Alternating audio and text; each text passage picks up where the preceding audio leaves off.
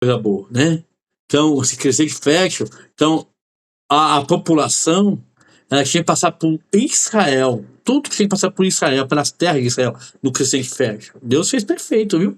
Então lá, Abraão e o crescente fértil. As principais rotas do leste e oeste de comércio foram estabelecidas ao longo do crescente fértil, porque era a parte marítima, né? Era onde tracavam os navios. Abraão, quando foi chamado por Deus, seguiu esse caminho, saindo de Ur, que é o Ur dos Caldeus, da Mesopotâmia antiga, para cima ao redor do crescente fértil, para Arã e para baixo de Israel. A rota que ele seguiu se estendeu entre Mari e Nuzi. Escavações mais recentes ajudam a explicar muitas das tradições patriarcais de Gênesis. Mari, situado junto ao rio Eufrates, está ligado ao nome de Hammurabi. Nuzi se encontra perto de modernos campos petrolíferos de Kirkuk. Os habitantes desta região chamavam-se Hurritas, que aparece na Bíblia possivelmente como o nome de Iveus ou Hititas. Seus documentos de negócios, que refletem o comércio que mantinha com mercadores assírios, serve igualmente para ilustrar muitos costumes bíblicos da época patriarcal. A terra prometida por Deus a Abraão, Canaã, era país pequenos à borda da ponta sudeste do crescente fértil. Apesar de ter pequenos territórios, era uma região que ocupava uma posição estratégica entre o estado comerciante rivais, arábicos e sudeste, Egito a sudoeste, os hititas ao norte, da Babilônia ao leste. Essa região se tornou conhecida do mundo desde os tempos de Abraão até os de Alexandre o Magno. Abraão aparece com direito de assentar-se em Canaã, devido à experiência que teve em seus mais importantes centros de culto, Siquém, Betel, Hebrom e Berseba. Os descendentes de Abraão deixaram a terra de Canaã quando Jacó desceu ao Egito para unir-se a José, voltando 400 anos depois, assim como Deus falara a Abraão. Glória ao Senhor, porque estava escravizado, né? Povo. Civilizações no crescente fértil. As desenvolveram nas principais civilizações que a antiguidade no crescente fértil. Foram o Suméria, a Babilônia, a Síria, o Persa, a Egípcia e o Hitita. Comparados com outras culturas, as civilizações do crescente fértil mostraram muito tempo antes do que em outras partes do mundo um desenvolvimento singular pelo fato de ter ocorrido ali alguns fenômenos culturais da máxima importância. Um deles é a Revolução Neolítica, ou Revolução Agrícola, já comentado anteriormente. A região do crescente fértil foi habitada pela raça branca, especialmente a semita e o ramita. Os semitas representavam o grupo dos acádios, amoritas, hebreus, arábios, cananeus e fenícios. Os ramitas representavam o grupo dos que habitavam do Egito, a Abissínia e o Magrebe, Marrocos, Argélias, Tunísia e atuais. Além desses, ainda habitavam ali os europeus, formados hoje pelos eslavos, gregos, itálicos, celtas, iranianos e etc. E os fineses, povo que habitava extremidamente noroeste da Rússia europeia e, sobretudo, da Finlândia. As línguas semitas, chamadas anteriormente como comito-semítica constituiu um ramo da família das línguas afro-asiáticas, que compreende 6 ramos: semítico, egípcio, berbere, cúxita, homótico e chádico. Estas foram documentadas desde a metade do 3º milênio a.C., com o acádico e o abriático, até os dias atuais com o amárico e uma língua semítica, e é o idioma oficial da Etiópia, com cerca de 26 milhões de falantes nativos, e o hebraico também. A produção agrícola no Crescente Fértil. O Crescente Fértil era irrigado por importantes rios que condicionavam a vida do Oriente Antigo. Os rios ali existentes foram estabelecidos, da agricultura, determinante para a sedentarização e das rotas comerciais por onde passavam as caravanas que iam desde o Egito, a Mesopotâmia, até o Egito ou a Arábia. O povo da Mesopotâmia utilizava os rios na época da cheia para reservarem águas, para irrigar a terra e evitar os períodos de fome tão longos naquela época. Os homens dessas civilizações aprenderam a controlar a expressão e a falta de água, a drenar os pântanos e a construir sistemas de irrigação. Muitas das áreas férteis, depois dos séculos de exploração, desaparecerem e deram lugar a vasto deserto. Atualmente, na região de Crescente Fértil, situada parcial ou totalmente Egito, Israel, Líbano, Jordânia, Síria, Turquia e Iraque. Todos esses países aí fazem parte ali dentro da Mesopotâmia, dentro de Canaã. Moisés, o Egito e o itinerário do Êxodo. A passagem dos hebreus no Egito e o Êxodo foram relatados apenas na Bíblia. Vários historiadores antigos e famosos fazem menção de fatos que reportam essa época. Dentre eles, Flávio Joséfo, Diodoro, Sículo e Heródoto. Flávio Joséfo foi um grande historiador judeu do século I depois de Cristo. Em sua história sobre o Egito, ele menciona Moisés e José como líderes dos hebreus e enfatiza que 2 sacerdotes egípcios, Maneto e Queremon, relatam isto em seus escritos. Diodoro Sículo foi um historiador grego que viveu aproximadamente entre 80 a 15 a.C. Em seu relato, Diodoro cita a pestilência que ocorreu no Egito por causa da ofensa dos egípcios ao Deus de um povo estranho que ali habitava, que possuía ritos estrangeiros e adoração ao seu Deus. Segundo ele, os egípcios concluíram então que, a menos que todos os estranhos se retirassem do país, nunca se livrariam das misérias.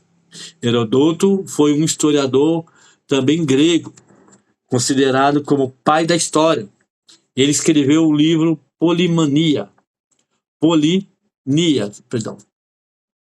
Na seção C89, escreve: essa pessoa hebreu, por conta própria, habitaram as costas do Mar Vermelho, mas migraram para as partes marítimas da Síria, tudo que é distrito até onde o Egito é dominado pela Palestina. Moisés, o líder dos hebreus. O nome Moisés tradicionalmente significa salvo das águas, em reverência às circunstâncias da sua adoração narrada na Bíblia. Porém, algumas evidências apontam para a origem egípcia. O termo mês, ou na forma grega, mais divulgada, mossis, deriva de raiz substantiva ms, criança ou filho, correlata da forma verbal, MSY, miss, que significa gerar.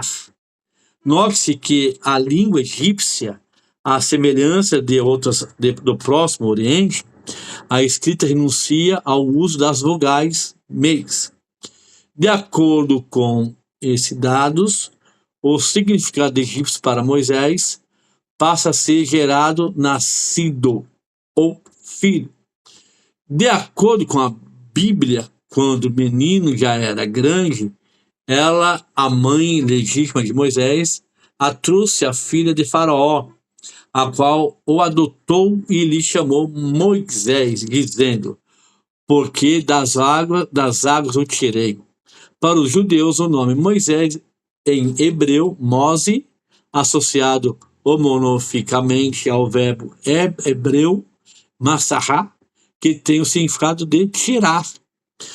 Na etipologia judaica popular tem o significado de retirado, isto é, salvo das águas. Para você ver que Deus faz tão perfeito, irmãos, que até o nome de Moisés, Deus fez perfeito, porque ele não foi retirado das águas mesmo. Moisés foi educado na corte como príncipe do Egito aos 40 anos, em 1552 a.C., aproximadamente após ter matado um egípcio, teve que fugir para o deserto para escapar da pena da morte. Fixou-se na região montanhosa de Midian, situada ao leste do Golfo de Acaba. Por lá acabou casando com Zípora e com ele teve 2 filhos, Gerson e Eliezer. 40 anos depois, Moisés tem uma visão com uma sarça ardente que queimava, mas não se consumia. E assim é finalmente comissionado pelo Deus de Abraão como o libertador de Israel. Moisés foi um grande líder que conduziu o povo de Israel para Canaã, a terra prometida a Abraão. Junto com Arão, seu irmão, ele foi deixa eu pegar aqui. Ele foi a Faraó e pediu para tirar o povo de Israel do Egito e levá-lo para o sacrificar ao Senhor no deserto. Faraó resistiu e oprimiu o povo. Após acontecer 10 pragas que assolaram o Egito, sendo a última a morte de todos os filhos primogênitos, Faraó deixa o povo de Israel partir. Nos últimos séculos, os arqueólogos redescobriram evidências sobre a escravidão dos hebreus, as pragas e a fuga do Egito. A pintura abaixo, encontrada em um túmulo, cadê, meu Deus do céu? Praga, fuga do Egito, escravidão, a pintura abaixo, encontrada em um túmulo, mostra em suas inscrições que os hebreus, com barbas e arcos e flechas, armas de caça e guerra, durante o período foram submissos aos egípcios mulatos. Fonte, Jornal Discovery Times. O itinerário de Êxodo, segundo os arqueólogos, torna-se impossível estabelecer com precisão a rota do Êxodo, uma vez que alguns lugares como Pi-Yahot, Migdol e Baal-Zephon não se sabe determinar sua localização real. Com a construção de Canaã, de Suez, e a topografia de toda aquela região foi modificada. Apresentaremos esse itinerário de acordo com os relatos bíblicos no início da jornada. Israel, sob o comando de Moisés, partiu em direção ao Mar Vermelho. Faraó, tendo se arrependido de tê-los deixado partir, os encurralou. Relatos bíblicos: o povo clamou a Moisés, temendo o exército de Faraó que os cercava. Moisés orou ao Senhor, que ordenou ao povo que marchasse. Deus pediu que Moisés erguesse a sua vara e tocasse nas águas do mar. 2 fatos ocorreram nesse momento: a divisão das águas do Mar Vermelho, possibilitando a passagem do povo em terra enxuta e a morte dos egípcios que tentaram fazer o mesmo. Do outro lado, o povo regozijou-se por ter escapado da espada dos egípcios, caminhando até o Monte Horebe, localizado na Península do Sinai. Foi ali onde Moisés recebeu as tábuas da lei, com os 10 mandamentos de Deus e de Abraão, escrito pelo dedo de Deus. Moisés conduz o povo de Israel na peregrinação pelo deserto. O povo permaneceu no deserto por cerca de 40 anos, entre 1250 a.C. a 1210. Moisés morre aos 120 anos, após contemplar a terra de Canaã no alto do Monte Nebo. Na planície de Moabe, Josué, o ajudante, sucede-lhe como líder, chefiando a conquista de territórios na Transjordânia e de Canaã. De acordo com a Bíblia, o caminho para a terra prometida era mais perto, pela terra dos filisteus atual, faixa de Gaza. Porém, para não haver confrontos diretos à ordem divina, era que o povo seguisse pelo caminho do deserto, próximo ao Mar Vermelho. O caminho dos filisteus estavam protegidos por uma série de guarnições militares, as quais os israelitas iriam ter de enfrentar se saírem do Egito, seguisse essa rota. Partindo de Ramassés, subúrbio da capital, acampam inicialmente em Sucote, a 59 quilômetros do sudoeste de Zoar e a 20 quilômetros ao oeste de Ismalia. Depois acamparam em Etã, cujo lugar não foi ainda identificado precisamente, mas se sabe que ficavam no extremo deserto, Êxodo 13:20. Dali voltaram e acamparam em Pi-Hahirote, e Magdá, e o mar de fronte de Baal-Zefon, ao oeste do Mar Vermelho. Após a travessia do Mar Vermelho, marcharam pelo deserto de Sur, indo até o monte. A passagem por Mara, Elim e Refidim.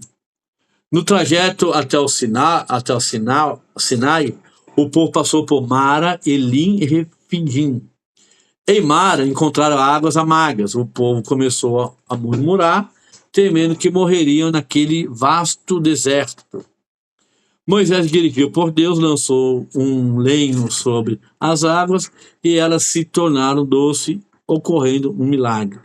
Em 1988, o explorador Bob Cornuck e seu amigo Larry Hughes encontraram uma fonte de água amarga, próximo ao Mar Vermelho, mostrando a veracidade dos fatos bíblicos.